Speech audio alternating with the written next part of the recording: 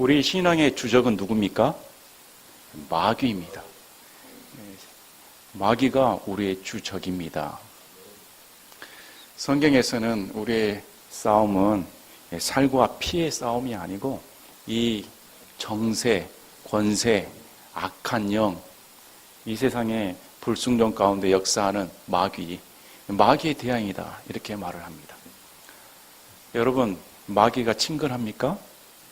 저는 마귀를 때려 죽이고 싶습니다. 멍둥이라도 있으면 실컷 두들겨 패서 정말로 없애버리고 싶습니다. 그런데 이게 육적으로는 눈에 보이면 쳐들어갈 텐데 육적으로 해결되는 문제가 아니라는 것입니다. 영적인 세계이기 때문에 우리의 육을 동원해서는 핵폭탄을 쏟아부은들 사라지지를 않습니다. 또 이 마귀는 우리보다 훨씬 강교하고 지략이 뛰어나기 때문에 아마 근 6천년간 인간을 연구해서 인간의 약점은 다 파악하고 있습니다. 저와 여러분의 약점은 우리가 우리 자신을 아는 것보다 마귀가 더 잘할 겁니다. 그러니 이 상대에서 이긴다는 것은 불가능한 일입니다. 성경에서는 이런 강한 적과 싸우기 위해서는 무장을 해야 된다고 가르쳐 줍니다. 승리를 위해서는 군인에게 무장이 필요한 겁니다. 벌거벗은 몸으로 나가서 싸우는 사람은 자살하는 겁니다. 적들이 총을 들고 총탄을 뿌리를 겨누며 탱크를 밀고 나오는데 맨몸으로 어떻게 돌진합니까? 그래서 군인이라면 군인답게 자세를 정비하고 완전 무장을 해서 이렇게 나가야만이 승리할 수가 있다. 그래서 성경에서는 이 마귀와 싸움을 위해서 대적을 할 때 승리의 조건을 주는 겁니다. 이렇게 갖춰줘야 승리할 수가 있다는 겁니다. 성경에서는 5가지의 방어용 보호장비와 1가지의 무기를 가르쳐 줍니다. 당시 로마 군인들의 복장을 살펴보면 이것은 순서대로 입는 순서입니다. 우리가 진리의 허리띠를 동여매고 그 다음에 의의 흉배를 입고 그 다음에 평안의 복음에 예비한 것으로 신을 신고 그 다음에 구원의 투구를 쓰고 이제 나갈 때 왼손에는 믿음의 방패를 들고 오른손에는 성령의 검, 하나님의 말씀을 가지고 간다. 그래서 로마 군인들의 완전 무장을 가르쳐 준 겁니다. 이 무장에 대해서 우리는 자세히 알아야 됩니다. 보호 장비가 어디에 쓰이는지를 알아야 이게 어떤 효과를 발휘하는지, 어떤 점에서 우리에게 도움을 주는지, 그러한 기본 지식이 없이 보호 장비를 착용한 사람은 어리석은 군인입니다. 적절한 것이 내 몸에 부착되었을 때 이게 적의 공격으로부터 어떤 무기로부터 우리를 방어해 줄 수 있는가. 그래서 하나씩 따져보는 시간이 되셨으면 합니다. 오늘날 교회를 보면 참 이럴 수가 있을까 하는 생각이 듭니다. 과연 주적이 누구인지도 모릅니다. 아마 마귀가 제일 한가해가 될 것 같습니다. 마귀가 팔짱 끼워도 교회가 알아서 무너지니까. 세상에 물밀듯이 덮쳐오는 사상과 또 교회 내에서의 주적을 모르고 자기들끼리 싸우다가 그냥 질이 멸렬해버립니다. 아마 마귀가 제일 박수치고 기뻐할 것 같습니다.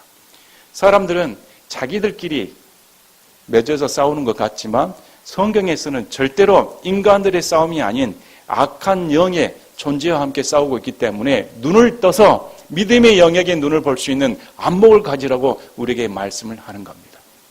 오늘날의 교회가 얼마나 방어책이 없던지 아마 군인으로 말하면 일어나라 해도 일어나질 않고 완전히 무장 해제된 상태에서 세상 술에 취해 그냥 놀고 있는 것 같습니다. 싸울 의지는 다 상실돼 버리고 오히려 우리 남아있는 자라도 목숨을 유지하자. 적들이 몰려오니 우리는 감당할 수 없다. 문을 탁 들어막고 나쁜 세력들 못 오게 우리라도 산 것이 얼마나 다행이냐. 이런 지경에 놓여 있다는 겁니다. 아무도 강력한 무장을 갖추고 밖에 나가서 전투할 용기는 다 상실돼 버렸습니다. 그러니 이단들이 득실하고 사이비 세력에 다 넘어가 버린 것이죠. 왜 이런 일이 벌어집니까? 지식이 없기 때문에. 그래서 성경에서는 절대적으로 바른 지식을 갖고 무장을 해야만이 이겨낼 수가 있다는 겁니다. 이것은 내가 각자 해야 할 일입니다. 하나님이 대신해 주신 건 아닙니다. 신앙의 운명론에 빠져서 나는 가만히 있으면 성령님께서 알아서 해주실 거지. 얼마나 나태한 자입니까? 성경은 그렇게 말하지 않습니다. 지금 당장 일어나 군장을 차비하고 나가서 싸우라는 겁니다. 내가 함께 해줄 테니까. 그래서 우리는 오늘 말씀을 통해서 바른 군장이 무엇인가, 바른 지식을 습득하여 군인으로서의 면모를 갖추기를 원하는 겁니다. 여러분이 그런 늠름하고 기회가 있는 떳떳한 군인이 되기를 원합니다. 아멘. 자, 13절에 보겠습니다. 그러므로 너희가 악한 날에 능히 버티어내고 모든 일을 행한 뒤에 서기 위해 하나님의 전신갑주를 취하라. 이전의 말씀을 통해 갑옷을 입기 전에 군인의 마음 자세가 강해야 된다는 겁니다. 싸울 의지가 있어야 나가서 싸우게 되는 것이지 싸울 의지가 없는 사람은 안 되는 겁니다. 그런데 이 싸움의 정도가 그냥 마음의 평안, 내 마음의 위로 이런 정도가 아니라 그냥 땀을 흘리는 정도가 아니라 성경은 어떻게 말하냐면 맞붙어 싸운다는 겁니다. 이건 레슬링입니다. 영어로 보니까 레슬링이고 개역 성경에는 씨름으로 번역을 했습니다. 서로 붙어서 누가 이길 때까지 힘겨루기를 하는 겁니다. 여러분 씨름 해보셨습니까? 아니면 레슬링 해보셨습니까? 그 사람들이 그냥 여가로 하는 겁니까? 어찌하든지 이기고자 몸을 부대끼고 심지어 부상당하고 피를 흘리고 상처투성이는 경우도 있습니다. 그만큼 이 전쟁에 임했을 때 전쟁에 임한 사람이 나는 부상도 안 당하겠다. 희생은 불가피한 겁니다. 상처는 불가피한 겁니다. 피는 불가피한 겁니다. 싸움에서 땀방울은 불가피한 겁니다. 이런 것도 없이 나는 신앙생활 하겠다? 안 되는 겁니다. 그래서 우리가 신앙생활 하는 것은 정말로 내가 땀이 흘리고 피를 흘리며 죄와 싸우기까지 피 흘리기까지 대항하라. 이것이 성경의 명령인 겁니다. 그러면 우리가 해야 하는 것은 바르게 하나님의 복음을 듣고 내가 전투자로서 희생자로서 감수하고 하나님 전투에 임하겠다. 이 자세가 우리 가운데 있어야 되는 겁니다. 그래서 보십시오. 악한 날에 능히 버티어내고 이 세상은 정말 악한 날입니다. 버티어내기도 힘듭니다. 내 신앙 지키기도 힘듭니다. 이런 악한 날에 어떻게 버텨낼 수가 있을까? 그리고 모든 일을 행한 뒤에 서기 위해 우리는 뒤로 물러가 쓰러지는 자가 되어서는 안 됩니다. 우리는 나태하게 누워있는 자가 되어서는 안 됩니다. 악한 날에 적과 대적하여 당당하게 설 수 있는 자가 되어야 되는 겁니다. 하나님께서는 우리가 그런 실패자가 되기를 원치 않으신 겁니다. 하나님께서는 우리에게 너희가 정말로 악한 날에 능히 이겨내어 그 날에 상급받을 때 떳떳이 서 있기를 원한다는 겁니다. 그래서 이 악한 날에 우리가 설 수 있는 것은 바로 전신갑주를 취해라. 전신갑주는 갑옷을 말합니다. 군장을 말합니다. 군인들은 군장이 가볍지를 않습니다. 아마 여기 계신 분들이 군대 갔었을 때 군장을 챙기고 이렇게 오랜 기간 행보를 하면 엄청 힘들다는 것을 다 아실 겁니다. 왜 우리가 군장을 챙기는 겁니까? 이것이 적의 세력으로부터 보호를 받기 때문에 없어서는 안 되기 때문에 소중히 다룬 겁니다. 그래서 로마 군인처럼 첫째가 무엇냐면 서서 진리로 너희 허리를 동여매고. 군대에서 제일 힘든 게 아침에 기상나팔 소리입니다. 우리 아이들 또 5분만 더, 10분만 더 졸고 싶은데, 더 자고 싶은데 일어나서 군대 채비를 하려면 힘듭니다.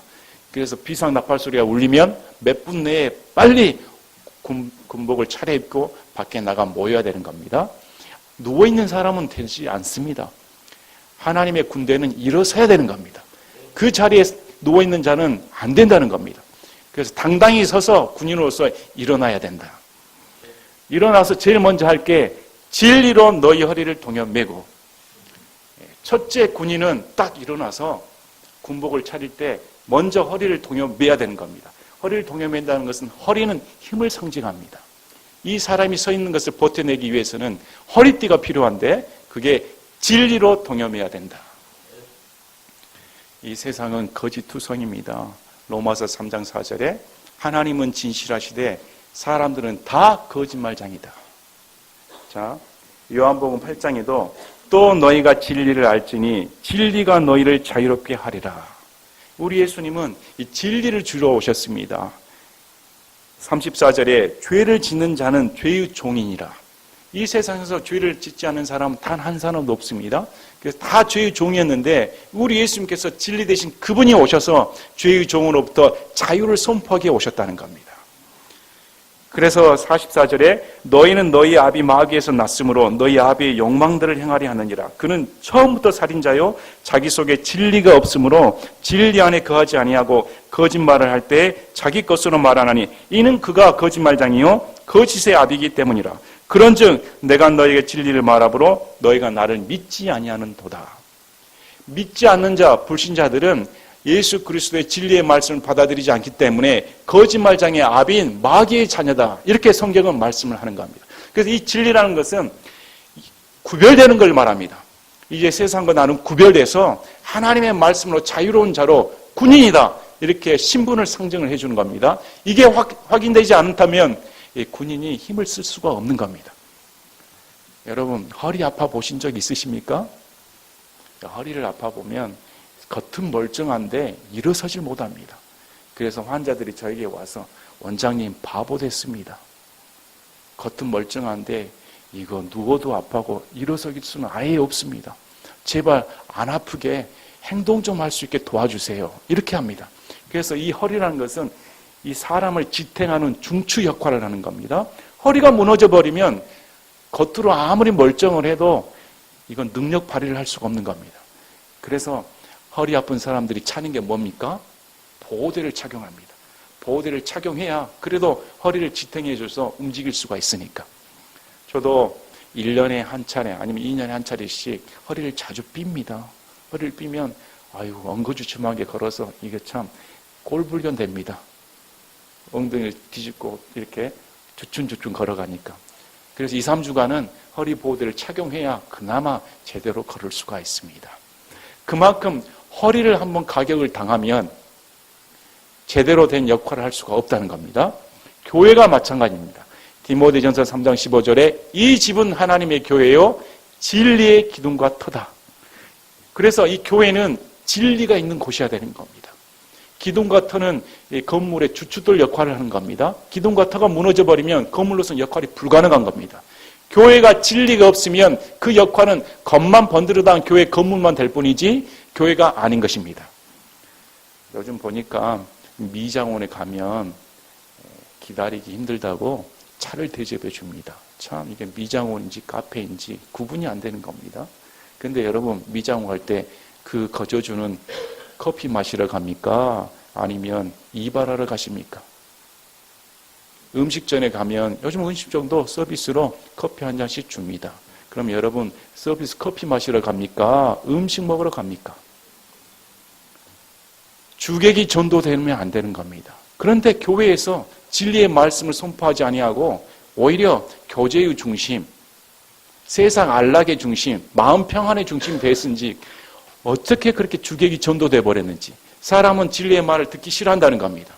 교회에서 진리의 말을 증거하지 않기 때문에 교회가 힘이 없는 겁니다. 교회가 능력이 없는 겁니다. 진리의 말씀으로 딱 서 있어야만이 제대로 하나님의 방어체계를 구축할 수가 있는 겁니다. 여러분이 예수 그리스도의 말씀으로 서 있어야 되는 겁니다. 자, 요한복음 14장 6절에도 우리 예수님께서 내가 곧 길이요 진리요 생명이니 나를 통하지 않고는 아무도 아버지께 오지 못한다. 우리 예수님은 진리 그 자체이십니다. 또 17절에 성령님도 진리이십니다. 성령님을 진리의 영이라 세상은 그분을 받아들이지 못하나니 이는 세상이 그분을 보지도 못하고 알지도 못하기 때문이라. 이 삼위일체 하나님은 진리 그 자체이기 때문에 세상과 합할 수가 없는 분입니다. 세상과 구별된 분리된 분이십니다. 요한복음 17장 16, 17절에도 내가 세상에 속하지 아니한 것 같이 그들도 세상에 속하지 아니하나이다. 예수 그리스도 안에 들어와버리면 세상에 속하지 않는 자들입니다. 아버지의 진리로 그들을 거룩히 구별하옵소서. 아버지의 말씀은 진리이니이다. 그래서 예수 그리스도의 말씀을 통해 하나님 아버지의 말씀을 들은 자는 세상과 구별돼 버렸다. 이렇게 성경은 말씀을 하는 겁니다. 그래서 히브리서 10장 14절에 그분께서는 거룩히 구별된 자들을 단 한 번의 헌물로 영원토록 완전하게 하셨다. 여러분 믿으십니까? 예수 그리스도의 진리로 들어오면 나는 군사로서 적과 함께 맞붙어 싸우는 구별된 자다. 이것이 확신돼야만이 군인으로서의 힘을 발휘할 수가 있는 겁니다. 자, 두 번째 나옵니다. 의의 흉갑을 입으며, 이제 허리를 딱 동여매서 군인으로서 이제 전투에 임하는 자세가 확립이 됐으면 그 다음에 자신의 윗 몸을 보호하기 위해 흉배, 흉갑, 방어막을 입는다. 이렇게 나옵니다. 이 방어막 이름이 의의 흉갑. 뭘 방어하겠습니까? 여기 가슴에는 뭐가 제일 중요합니까? 심장입니다. 심장은 생명과 관계가 있기 때문에 심장을 적들이 노립니다. 저격수들이 어딜 노립니까? 머리 아니면 심장을 노립니다. 쏠 때도 심장을 먼저 땅 쏴버리면 그대로 즉사해버립니다. 이 심장을 보호하기 위해서 영화 같은 데 보면 뭘 입습니까? 방탄복을 입습니다. 방탄복을 입는 이유는 총알이 들어오지 못하게끔, 총알이 들어와도 자기 몸에 손상 가하지 않게끔 방탄복을 꼭 챙깁니다. 우리 군인들도, 예수 그리스도를 믿는 사람들도 내 신앙이, 내 생명이 손상당하지 않기 위해서는 의의 흉갑을 들어야 된다. 이렇게 성경은 말씀합니다. 그래서 이 심장은 생명과 관계가 있는데 이 명칭이 의의 흉갑이다. 왜 그럴까요? 자, 우리가 의가 무엇인가 말씀을 드리겠습니다. 이 마귀는 요한계시록의 말씀을 보면 12장 10절 11절에 이렇게 나옵니다. 우리 형제들을 고소하는 자 곧 우리 하나님 앞에서 밤낮으로 그들을 고소하는 자가 쫓겨났도다. 그래서 이 마귀는 우리에게 밤낮으로 고소하는 자입니다. 우리의 죄를 잘 알기 때문에 무슨 죄를 지었는가, 어떤 잘못을 저질렀는가 낱낱이 참수하고 있다.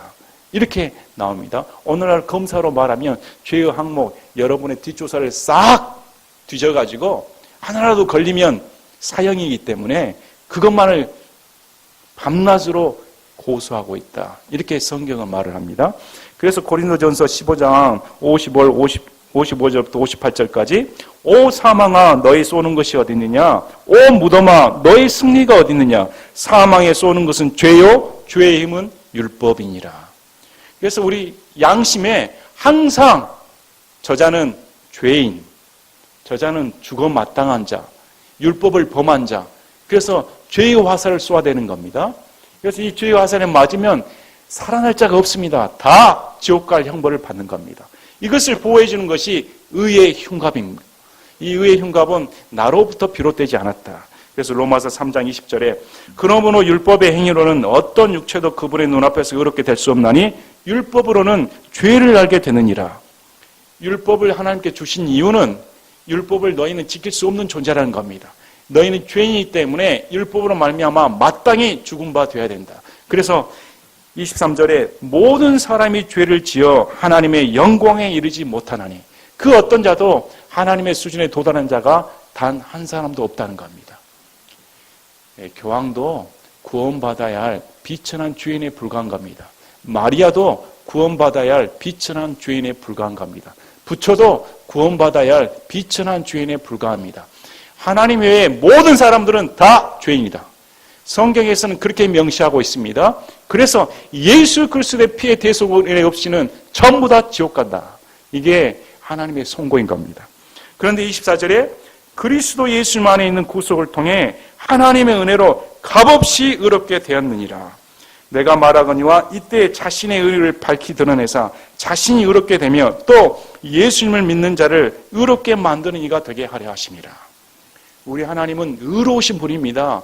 죄인이 율법을 행할 능력이 없기 때문에 우리에게는 행위를 요구하지 않는다는 겁니다. 구원받기 위해서는 오직 믿음만을 요구한다는 겁니다. 그래서 믿음은 행위가 될 수 없는 겁니다. 그래서 믿음으로 구원받게 해주겠다. 그래서 이를 제시한 하나님도 의로우신 분입니다. 불공평하신 분이 아닙니다. 어떤 자도 믿음만 있으면 구원받게 해주겠다는 겁니다. 그래서 공평하신 분입니다. 또 믿는 자도 마찬가지입니다. 차별 없이 내가 돈이 있으니까 더 의롭게 되고 내가 선을 했으니까 저 사람보다 더 나은 의를 쟁취했다. 이게 아닙니다. 하나도 예외 없이 차별 없이 전부 다 구원받는 은혜를 주시겠다. 그래서 하나님도 의롭게 되고 믿는 자도 의롭게 된다는 겁니다. 그래서 이 의는 나로부터 비롯된 게 아닙니다. 빌립보서 3장 9절에 율법에서 난 내 자신의 의가 아니라 그리스도의 믿음을 통한 의 곧 믿음으로 말미암아 하나님에게서 난 의를 소유한 채 그분 안에서 발견되려 함이라. 나로부터 비롯된 거 아닙니다. 착각하면 안 되는 겁니다. 이 의는 믿음을 통해 하나님께서 의롭게 봐주신 겁니다. 나는 죄인인데 의의 흉갑이 둘러져 있기 때문에 죄인임에도 불구하고 하나님께서 의롭게 인쳐주셔서 적의 공격을 막아주신다. 이게 성경의 말씀입니다. 그래서 우리가 요한일서 2장 1절 2절 보면 너무 은혜로운 말씀이 나옵니다. 나의 어린 자녀들아 내가 이것들을 너에게 쓰는 것은 너희가 죄를 짓지 아니하게 하려 함이라. 만일 누가 죄를 지어도 우리에게 아버지와 함께 계신 변호자가 계시니 곧 의로우신 분 예수 그리스도시라. 마귀는 참수하는 자이지만 그에 반해 우리 예수 그리스도는 보배의 피로 말미암아 이 자를 깨끗하게 했기 때문에 믿는 자가 의롭다 변호해 주신다는 겁니다. 2절에 그분은 우리의 죄들로 인해 화해의 헌물이시니 우리의 죄들뿐 아니요 온 세상의 죄들로 인한 화해의 헌물이시니라. 아멘. 그분은 믿는 자, 믿지 않는 자 할 것 없이 온 세상의 죄들로 인한 화해의 헌물로 이 땅에 오셨습니다. 그래서 믿는 자에게 주어지는 겁니다. 거저 주어지는 거 아닙니다. 믿는 자에게 거저 주어지는 겁니다. 그래서 이 의의 흉갑이 없다면 적의 탄환에 그대로 쓰러져 버립니다. 그래, 내 꼬라지가 뭔데? 맞다. 마귀 네 말이 맞다. 내 형편을 보니 내가 무슨 하나님의 군대냐. 나는 아직도 죄덩어리고 죄의 종노를 하는 그런 일개 비참한 자에 불과하다. 나는 서서 마귀랑 싸울 능력도 없다. 싸우기도 전에 심장에 총 맞고 죽는다는 겁니다. 그런데 우리가 요한복음을 보면 이렇게 은혜로운 말씀을 주십니다.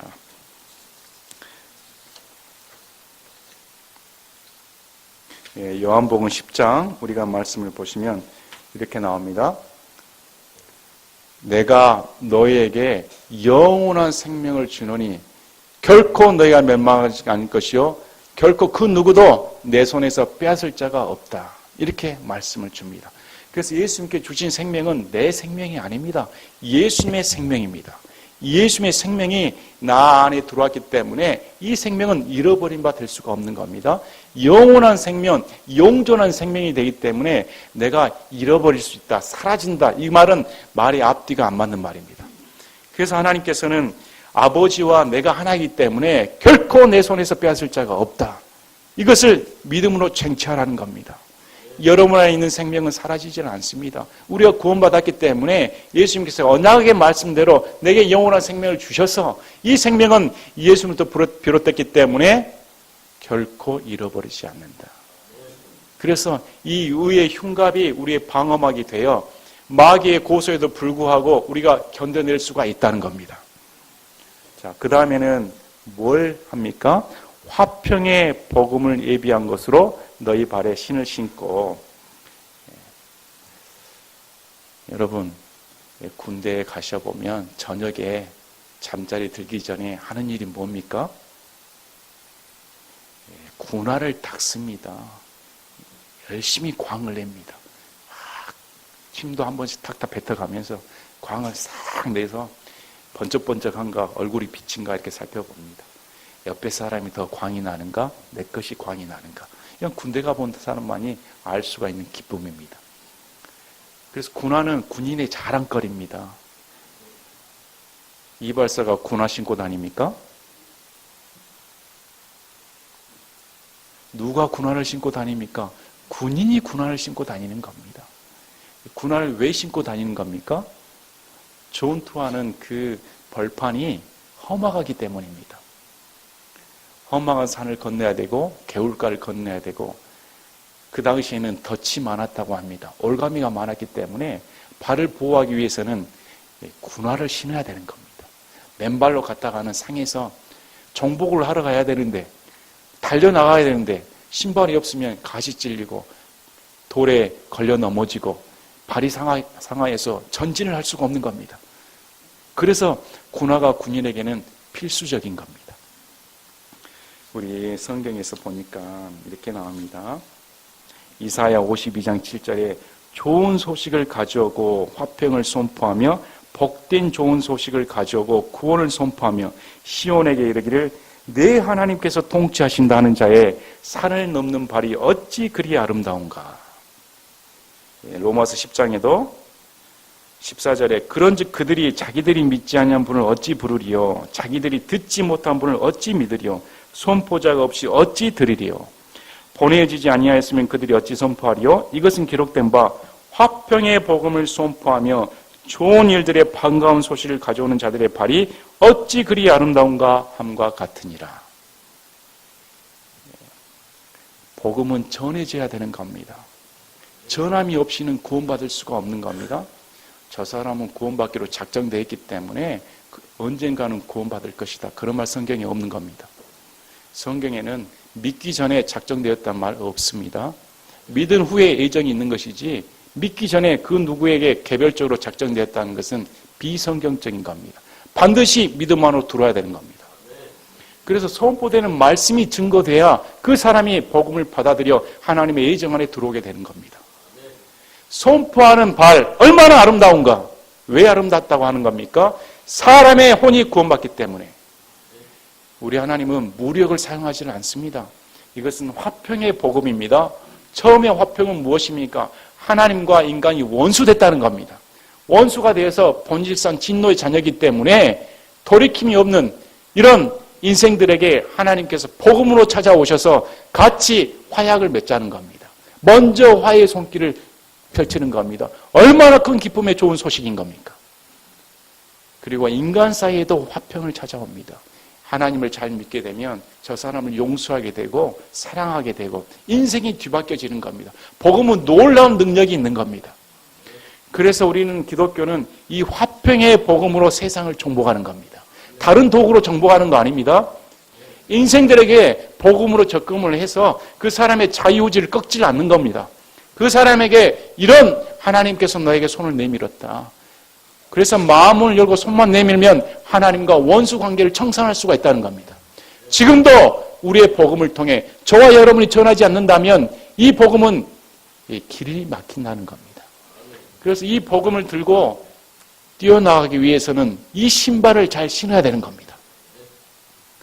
우리 마태복음 28장 보시면 우리 예수님께서 대명령을 내립니다. 그러므로 너희는 가서 모든 민족들을 가르치고 아버지와 아들과 성령의 이름으로 그들에게 침례를 주며 내가 너희에게 명령한 모든 것을 그들에게 가르쳐 지키게 하라. 보라, 내가 세상의 끝까지 항상 너희와 함께 있으리라. 우리 예수님의 명령입니다. 위대한 명령입니다.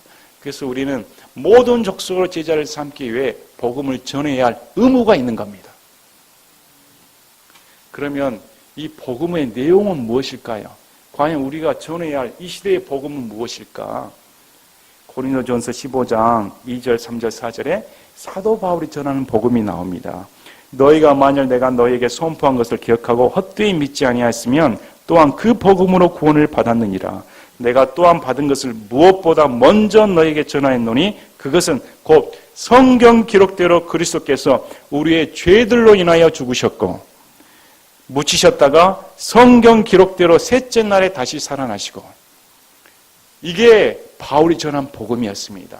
오늘날 교회에서 전하는 복음은 십자가에 달린 예수 그리스도와 부활하신 예수님을 증언하는 겁니다. 다른 거 없는 겁니다. 십자가에 달리셔서 바로 우리의 죄 때문에, 저와 여러분의 죄 때문에 그분이 십자가에 달리셨다. 그리고 우리의 칭의를 위해 그분이 일으킴을 받으셨다. 이것이 복음인 겁니다. 이 복음이 사람들을 살린다는 겁니다.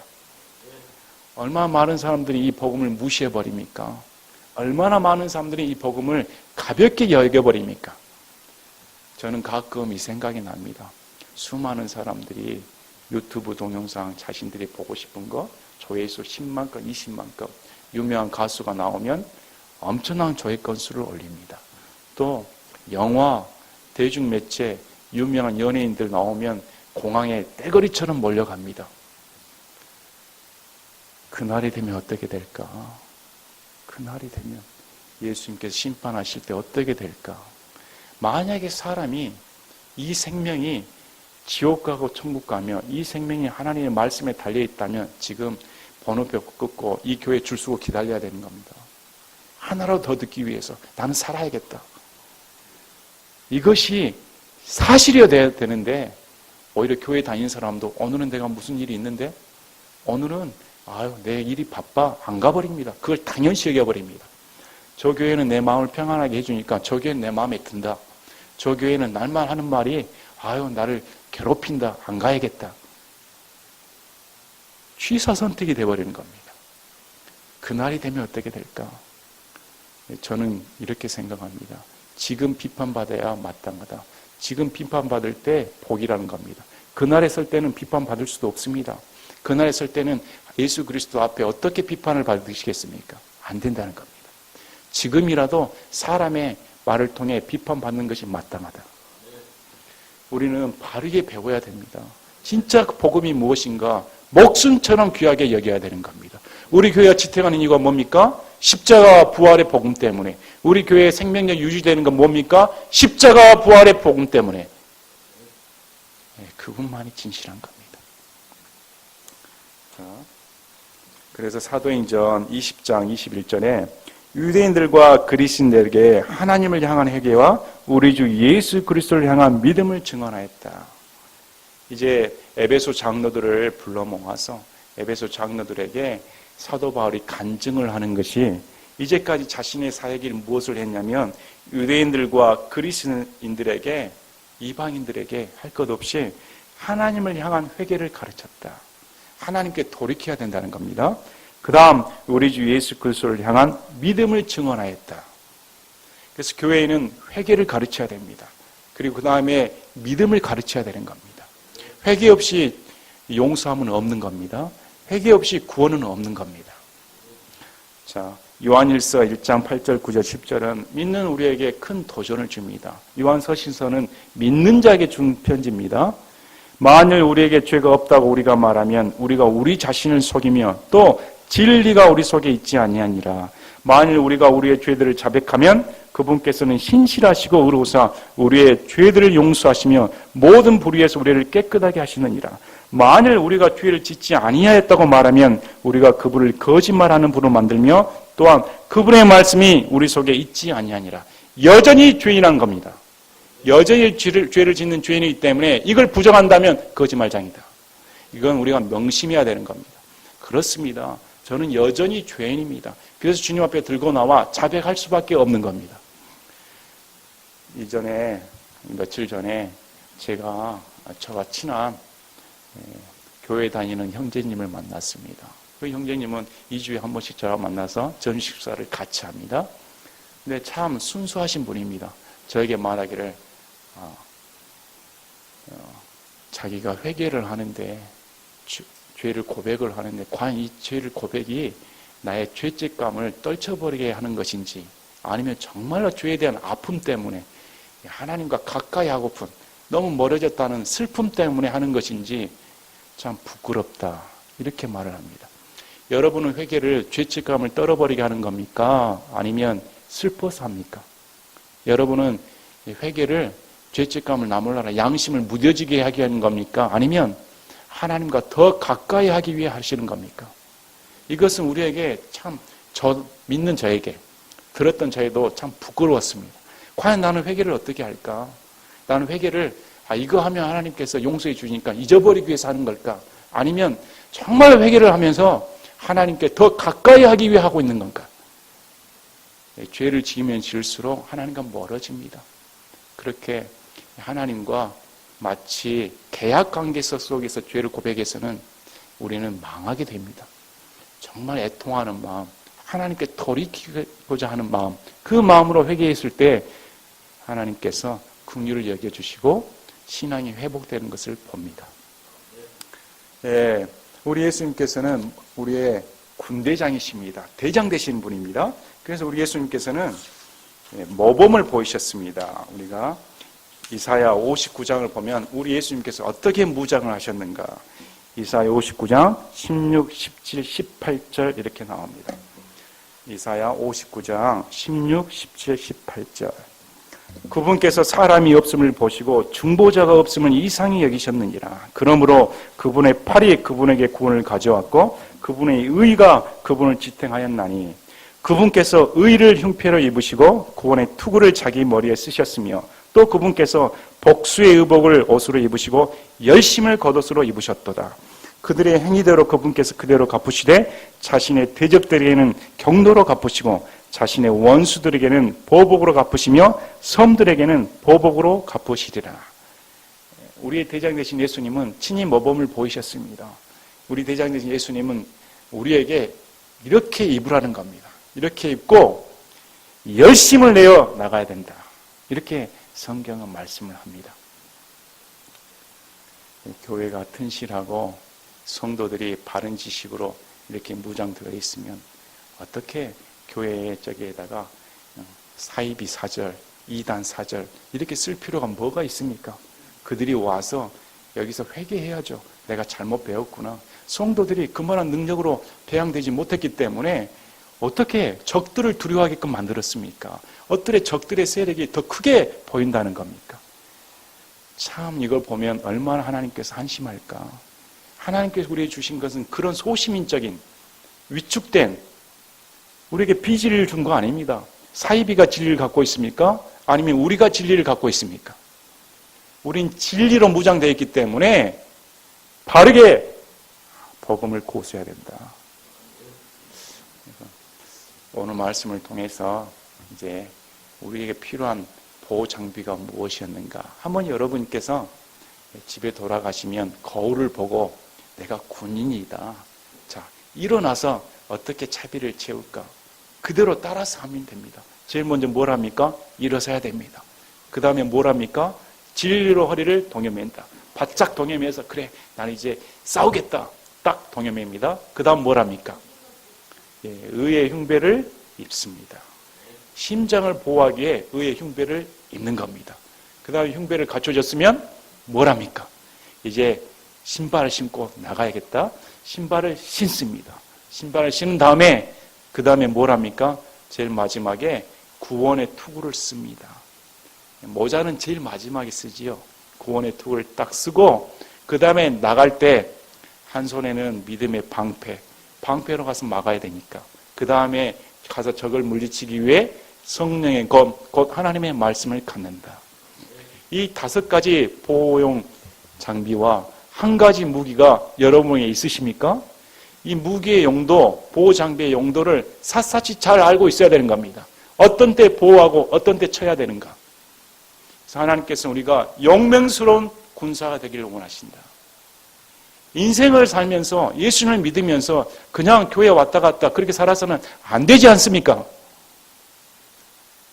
용맹스럽게 세상을 나가 포효할 수 있는 그런 강한 군사가 되기를 원합니다. 제가 기도하고 마치겠습니다. 아버지 하나님, 이 악한 날에 우리가 바로 서기 위해서는 하나님의 전신갑주를 취하라. 이렇게 성경에서는 명령을 내리셨습니다. 우리는 하나님의 전신갑주를 취하라. 이 명령에 불순종하고 그냥 나태하게 살 때가 많습니다. 적들은 득실거리고 어떻게 우는 사자처럼 삼킬자를 두루 찾아가는 이런 마당에 너무 안일하고 나태에 빠질 때가 많습니다. 자식은 허리를 동여매어 정신을 차려 군인으로서 당당하게 나가 맞서 싸우는 자가 될 수 있도록 은혜 베풀어 주시옵소서. 그러기 위해서는 진리로 허리를 동여매야 되고 의의 흉갑을 입어야 되며 화평의 복음에 예비한 것으로 신을 신어야 된 것을 깨닫습니다. 우리 성도들이 이 모든 것을 잘 깨닫고 습득하여 하나님의 군사로서 부족함이 없도록 은혜 베풀어 주시옵소서. 예수님의 이름으로 기도드립니다. 아멘.